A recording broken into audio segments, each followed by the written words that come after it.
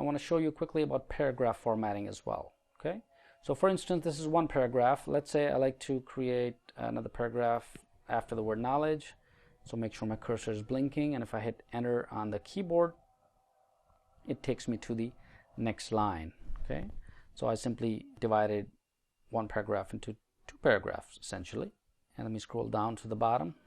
All right, so after the end of this paragraph, let's say I hit enter and I need to enter something. So for example, I need to create a list of courses. So in order to do this, I can create a list. So let's say I can type Microsoft Word, spell right, and then I'm going to say Microsoft Excel, Microsoft PowerPoint, and Microsoft Access. All right, so once I have this basic text entered, I can highlight this text, okay, and simply go up to my paragraph group here, and I can use tools like increase the indent, for example, or decrease the indent.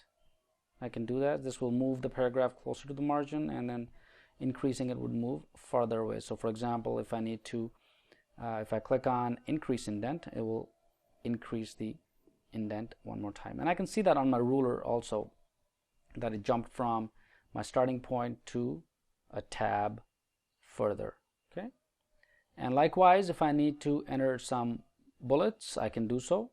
I can click on the drop down arrow to select the style of bullets that I'm looking for.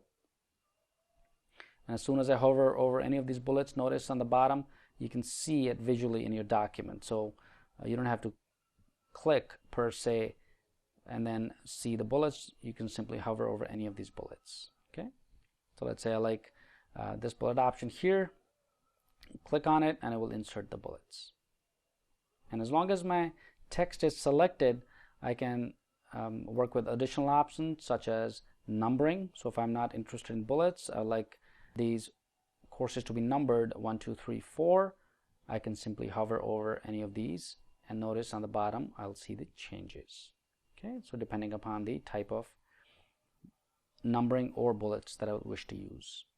Okay, so let's say like 1, 2, 3, 4. These are the 4 courses. Other options are aligning this particular text. So if I click on align left or center or right or justify, and this option is line and paragraph spacing. Okay, so if I need to increase the line spacing, for example, right now it's at 1.5 points. If I need to increase to 2, 3, and notice on the bottom I can see it change as I hover over any of these options. I can further define line spacing by going to line spacing options. Okay, so just a quick idea on basic editing and formatting, increasing indent, decreasing bullets, and numbering. Great. This one option I like to highlight is called show hide, which simply shows the paragraph marks and other hidden formatting symbols. And this is useful when you like to know what is actually going on within your document. So for example, if I click on show, notice these different paragraph symbols appear within my document, right? And I can see it on the bottom, and if I scroll up, I see it here. And I also see certain dots within my text. So these dots simply represent spaces between two words, and the paragraph symbol shows so some editing or formatting was done.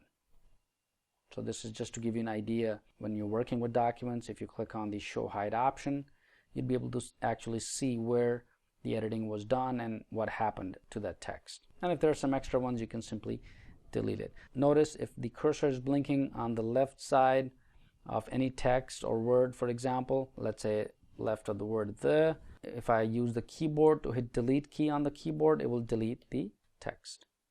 Okay, so I'm going to put this back up again.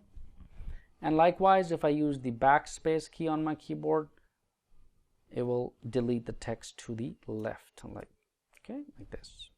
Great. So I hope this helps. Just basic editing under the paragraph group, practice, and let's move to our next tutorial.